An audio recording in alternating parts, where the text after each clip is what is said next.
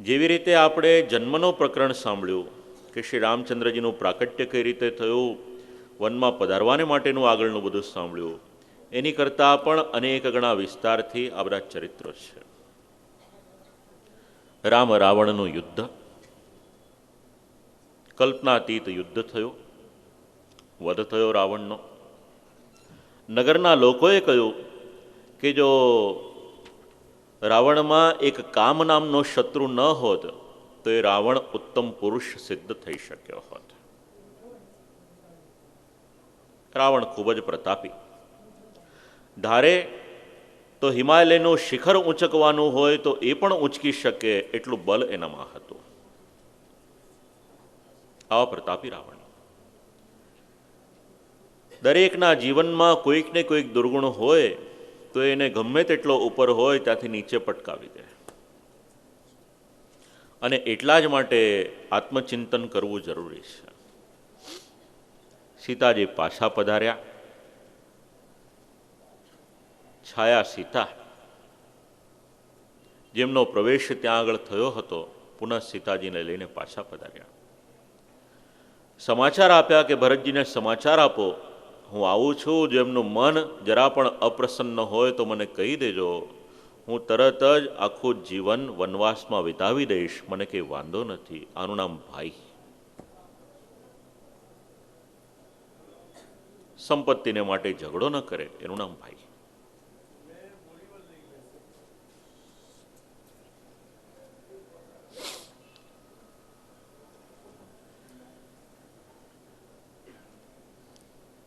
ચાર ભાઈઓનો મેળાપ થયો. અત્યાર સુધી નંદીગ્રામમાં ભરતજી રહેતા હતા. કેવળ યવ અને ગાયનું મૂત્ર આ બંનેનું પાન કરી અને રહ્યા હતા. ચારેય ભાઈઓના મેળાપ થયા. પંચકેશ એને ઉતાર્યા. ચાર દિશામાંથી ચાર સમુદ્રના જલ લાવી રાજ્યાભિષેક કરવામાં આવ્યો અને રામચંદ્રજી દિવ્ય આસન ઉપર બિરાજમાન થયા. રાત્રિના સમયે એક વખત બધા મિત્રોની સાથે બેઠા છે. પૂછ્યું કે આપણા નગરની પરિસ્થિતિ શું છે. એક મિત્રએ કહ્યું કે રામ, આપ રાજા છો, હું આપનો મિત્ર ખરો પણ હું સામાન્ય. કદાચ હું સાચું કહીશ ને આપને નહીં ગમે એવું પણ થશે, તો કે જે કંઈક હોય તે મને સાચું જણાવો. એટલે કહ્યું કે નગરના લોકો એવી વાત કરે છે સીતાજીને માટે લોકાપવાદ છે. આનું નામ મિત્ર. જે સાચું બોલે, ભલે કડવું હોય, પણ જે સાચું કહે એનું નામ મિત્ર છે. સ્વયં રામચંદ્રજી પધાર્યા, તપાસ કરી, લોકાપવાદ સાંભળ્યો, સીતાજીનો પરિત્યાગ કર્યો. ગઈકાલે પેપરમાં વાંચ્યું હશે આપ લોકોએ, ઉત્તર પ્રદેશના એક ગામમાં એક વકીલે કોર્ટમાં કેસ કર્યો છે ભગવાન રામની સામે કે સીતાજીને વનવાસમાં શેને માટે મોકલ્યા, સીતાજીનો કયો દોષ હતો, હવે એનો કોર્ટ નિર્ણય કરે. કદાચ એક વખત વાલ્મીકી રામાયણ વાંચી લે તો આ કેસ કરવાની દુર્બુદ્ધિ નહીં સૂજી હોત. જો આપણે હિન્દુ થઈને આપણા દેવી દેવતાઓની પર પ્રહાર કરીશું તો વિધર્મીઓને તો જોઈએ છે જ એટલું આ બધો મોકો મળી જશે. હિન્દુત્વની રક્ષા આપણા સર્વની પ્રાયોરિટી છે. સીતાજીનો પરિત્યાગ થયો, કુશલવનો જન્મ થયો. વાલ્મીકી રામાયણ ભણ્યા. ભણતા ભણતા ગાન કરતા કરતા રામચંદ્રજીની સભામાં પધાર્યા છે. સીતાજીને સમાચાર મળ્યા. સમાચાર મળતા જ ત્યાં આગળ પધાર્યા. જોયું રામચંદ્રજીના દરબારમાં કુશ અને લવ ઊભા છે. એક તરફ રામચંદ્રજી દિવ્ય આસન ઉપર બિરાજ્યા છે અને દરવાજા પાસે સીતાજી ઊભા છે. રામચંદ્રજીએ જોયા સીતાજીને, કહ્યું કે આપ અંદર પધારો એનો વાંધો નથી, પણ મારા નગરજનોને આપની પર શંકા છે. સીતાજી બોલે છે ત્યાં આગળ, જો મન, વાણી અને કર્મથી મારી પવિત્રતા હોય તો આ ધરતી મને માર્ગ આપે. ધરતીની અંદરથી જ સીતાજીની ઉત્પત્તિ થઈ હતી. સીતા શિરાગ્રજો જાતા, એ રીતે સીતાજી ઉત્પન્ન થયા હતા. એક દિવ્ય આસન બહાર નીકળ્યું. એની ઉપર બિરાજમાન થયા. ધરતીની અંદર સીતાજી પુનઃ વિલીન થઈ ગયા. હવે એ સંતાનો ઉપર કઈ વેદના થઈ હશે કુશને લવ પર, એ તો એ બંને જાણે. અને રામચંદ્રજી, એમના મનમાં કેટલો ક્લેશ ત્યારે થયો હશે તો રામચંદ્રજી જાણે. કારણ કે સીતાજીનો જ્યારે વિયોગ થાય છે અને રામચંદ્રજી જે કલ્પાંત કરે છે, ઇતિહાસમાં કોઈ પણ પુરુષ પાત્રએ આટલો કલ્પાંત કર્યો હોય એવું જાણવા મળશે નહીં આપણને. આ રામનું હૃદય છે. પત્નીને માટેનો કેટલો પ્રેમ એ રામચંદ્રજી સમજાવે છે. આ રામાયણ છે. પતિ પત્નીનું જીવન રામાયણે સમજાવ્યું. ઇક્ષ્વાકુના વંશમાં થયેલા શેષ રાજાઓ, નિમિ રાજા એમનો વંશ, ચંદ્રવંશનું વર્ણન, એમાં અનેક રાજવી પુરુષો થયા. એ રાજવી પુરુષોમાં રુચિક, જમદગ્નિ અને પરશુરામ થયા. પરશુરામજી એવા પ્રતાપી હતા. તે સમયે પૃથ્વી પર જે રાજાઓ અનાચાર કરતા હતા, 3 વખત પૃથ્વીને ક્ષત્રિય વગરની કરી. વિશ્વામિત્રજીનો વંશ એનું વર્ણન કર્યું. કોઈ સામાન્ય ઋષિ નથી વિશ્વામિત્રજી, રાજર્ષિ હતા. 100 વર્ષની તપસ્યા કરી અને એમનું પદ વધારતા ગયા અને એમ કરતા કરતા એમણે બ્રાહ્મણત્વ એની પ્રાપ્તિ કરી હતી. આદિ વગેરે રાજાઓનો વંશ. યયાતિ રાજાનું ચરિત્ર, યદુરાજા એમનું વર્ણન. યયાતિ રાજાની આસક્તિ ભોગ ભોગવવામાં ખૂબ જ હતી. પુત્રની ઉંમર લીધી. એની યુવાવસ્થા લઈ અને ભોગ ભોગવવાની ઈચ્છા કરી. સમજણ પડી ભોગ ભોગવતા ભોગવતા કે જેમ એક અગ્નિ બળતો હોય એમાં ઘીની આહુતિ આપીએ તો એ અગ્નિ વધારે પ્રજ્વલિત થાય. એવી જ રીતે જેટલા જેટલા ભોગ આપણે ભોગવીએ એ ભોગ ભોગવવાથી ક્યારે પણ શાંતિ મળતી નથી. આપણે માનીએ છીએ કે આપણે ભોગ ભોગવીએ છીએ, પણ વિપરીતતા કંઈક બીજી છે. ભોગ આવે છે, આપણને ભોગવીને જતા રહેશે. કોઈ ભોગ વિલાસ આપણે ભોગવી નથી શકતા. ભર્તૃહરિ નામના એક રાજા થયા. ભર્તૃહરિ નીતિ શતક એ વાંચીએ તો ખબર પડે કે રાજાની દ્રષ્ટિ શું હતી. યયાતિ રાજા, એમના ચરિત્ર કઈ. દુષ્યંત અને શકુંતલાજી અને એમને ત્યાં ભરત નામના દીકરા થયા. બાલ્યાવસ્થાથી જ એટલા પરાક્રમી હતા કે સિંહ હોય એનું મોઢું ખોલાવે અને કહે કે તારા મોઢામાં દાંત કેટલા છે, લાવ જરા હું ગણી લઉં. આવા પ્રતાપી રાજા. રાજા રંતિદેવ નામના એક રાજા થયા. દૈવ ઈચ્છાથી જે કંઈક મળે એમાં જીવન જીવે. એક વખત 48 દિવસ થયા, કંઈ ખાવાનું મળ્યું નહીં. 49મે દિવસે ભોજન મળ્યું. ખીર મળી, હલવો મળ્યો, જલ મળ્યું. 4 પ્રકારના પદાર્થો એમની પાસે આવ્યા. 48 દિવસનું વ્રત, ત્યાર પછી સામે ભોજન મળ્યું. વિચાર કર્યો કે અતિથિની રાહ જોવી પડે, હજી તો ભોજનની શરૂઆત કરે એમની પહેલાં અતિથિર બ્રાહ્મણ કાલે એક બ્રાહ્મણ આવ્યા. એક બાજુ પોતે અને પરિવાર ભૂખ્યો છે. આવેલા બ્રાહ્મણનું સન્માન કરવાને માટે ભોજન કરાવ્યું.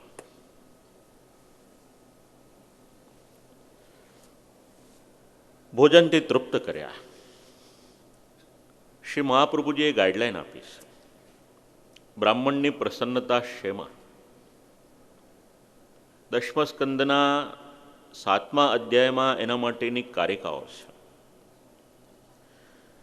બ્રાહ્મણ આવે એને સારી રીતે આવકાર આપો તો બ્રાહ્મણ પ્રસન્ન થાય. આવેલા બ્રાહ્મણને સારી રીતે ભોજન કરાવો તો બ્રાહ્મણ પ્રસન્ન થાય.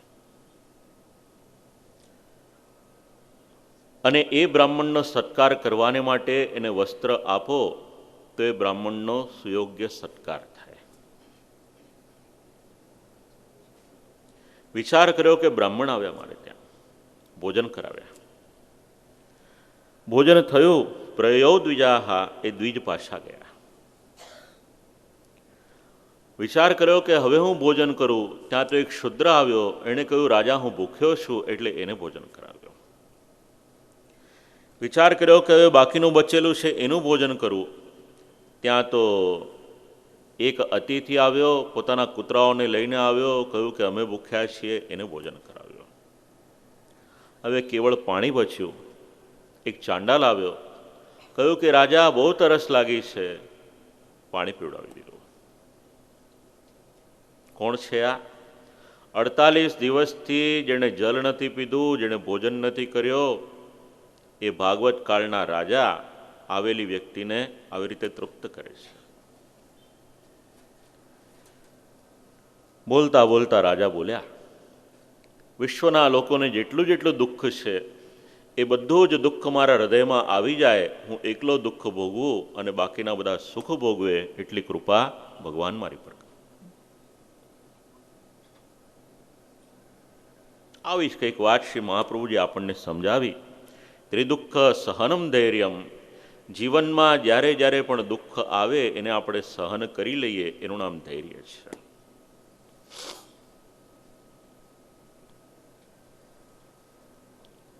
ત્યાર પછી પાંચાલ, કૌરવ, મગધ દેશના રાજાઓ, એમના વંશ અનુ, દ્રુહ્યુ, તુર્વસુ અને યદુનો વંશ, ભીષ્મ પિતામહ ઇત્યાદિ એમનું વર્ણન કરી અને ભગવાન જે કુલમાં પ્રકટ થવાના, વિદર્ભનો વંશ ઇત્યાદિ વર્ણન કરી અને એની વાત કરી.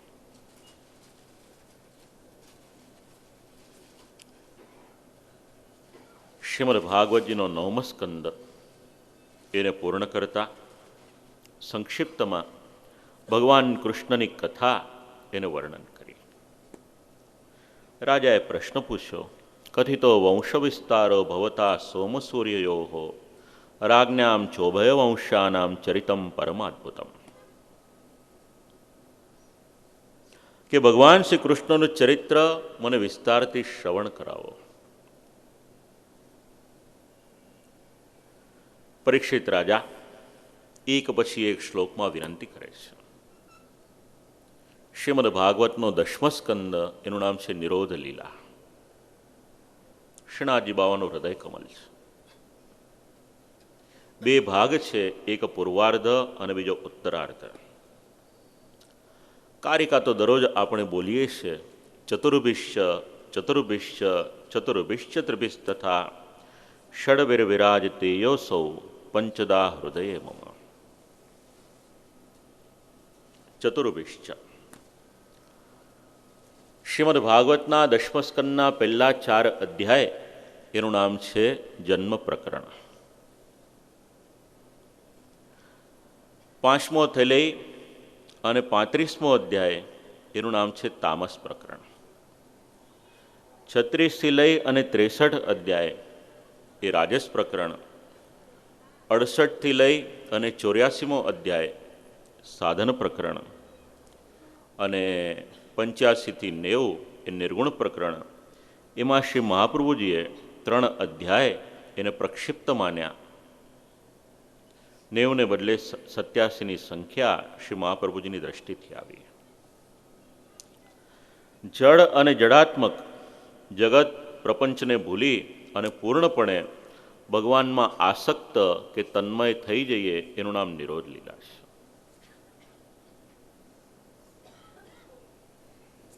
યદોશ્ય ધર્મશીલસ્ય નિતરામ મુનિસત્તમ તત્રાંશેનાવતીર્ણસ્ય વિષ્ણોર્વીર્યાણિ શંસન. ભગવાન પ્રકટ થયા, કઈ કઈ લીલાઓ કરી, કૃપા કરી અને વર્ણન કરો. એ ભગવાનની લીલા એમાં મને સહજ રીતે રસ પડે, કારણ હું જ્યારે મારી માના ગર્ભમાં હતો ત્યારે એ ભગવાને અંગુષ્ઠ માત્રનું સ્વરૂપ લઈ અને પ્રાદેશ માત્રનું સ્વરૂપ લઈ મારું રક્ષણ કર્યું હતું. કોઈનું પણ કરેલું ક્યારે પણ ભૂલશો નહીં, અને કોઈના માટે કંઈ પણ કરેલું એ ક્યારે પણ યાદ રાખશો નહીં. જો કોઈના માટે કંઈક કરેલું હશે ને યાદ રાખીશું તો મનમાં અહંકાર થશે, અને કોઈનું કરેલું આપણે ભૂલી જઈશું તો માણસાઈમાંથી આપણે બાકાત થઈ જઈશું. કોઈનો કણ જેટલો ઉપકાર હોય આપણી પર તો એને મણ જેટલો માનીશું આપણે તો આપણે માણસની યાદીમાં આવીશું. કરેલું ભૂલવું નહીં. પરીક્ષિત રાજા સમજાવે છે, ભગવાને મારું રક્ષણ કર્યું. દ્રોણ્યસ્ત્ર વિપૃષ્ટમિદમ મદંગમ સંતાન બીજમ કુરુ પાંડવાનામ. બ્રહ્માસ્ત્ર છૂટ્યું ત્યારે મારું શરીર તો બળી ગયું હતું, પરંતુ ભગવાને આવી અને મને પુનર્જીવન આપ્યું હતું.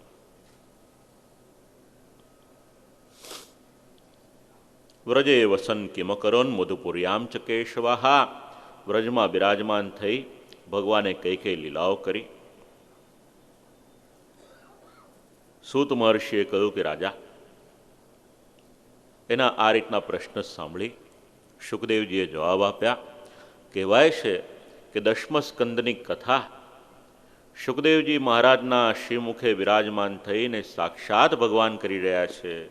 એટલા જ માટે આપણને સર્વને દશમસ્કંદની કથામાં રુચિ એ વિશેષ હોય છે. કોઈને પણ આમંત્રણ આપીએ એટલે પૂછે કૃષ્ણાવતાર ક્યારે છે. કોઈ એમ ન પૂછે કે નૃસિંહ અવતાર ક્યારે છે. એ તો બેમાંથી એકને ગુસ્સો આવે એટલે નૃસિંહ અવતાર થઈ જાય તરત, એમાં બહુ વાર ન લાગે.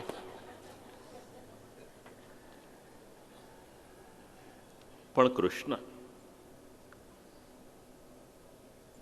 આબાલ વૃદ્ધ દરેકને જે ગમે એવા કૃષ્ણ છે. અને પરીક્ષિત રાજા જ્યારે નાના હતા, 5 વર્ષની વય, એ વયમાં જ્યારે બધા રમકડા લઈને બેસે તો ત્યારે શ્રી ઠાકોરજીની સેવાનો આખો સાજ સજાવે ત્યારથી એમનું મન ભગવાનમાં લાગેલું હતું. તો જ્યાં સુધી એમના પ્રાણ જાય છે ત્યાં સુધી એમનું મન એ ભગવાનમાં જ રહેશે. આનું નામ કૃષ્ણ છે. જેટલો આનંદ આપણને 5 વર્ષની વયે હોય એટલો જ આનંદ 85 વર્ષની વયે પણ આવે તો સમજવું કે કૃષ્ણમાં આપણું મન લાગેલું છે. આ કૃષ્ણની લીલા છે. એવમ નિશમ્ય ભૃગુનંદન સાધુવાદમ વૈયા સકિસ્સ ભગવાન અથ વિષ્ણુરાતમ. શુકદેવજી મહારાજ કહે છે કે રાજા, સમ્યક વ્યવસિતા બુદ્ધિસ્તવ રાજર્ષિ સત્તમ.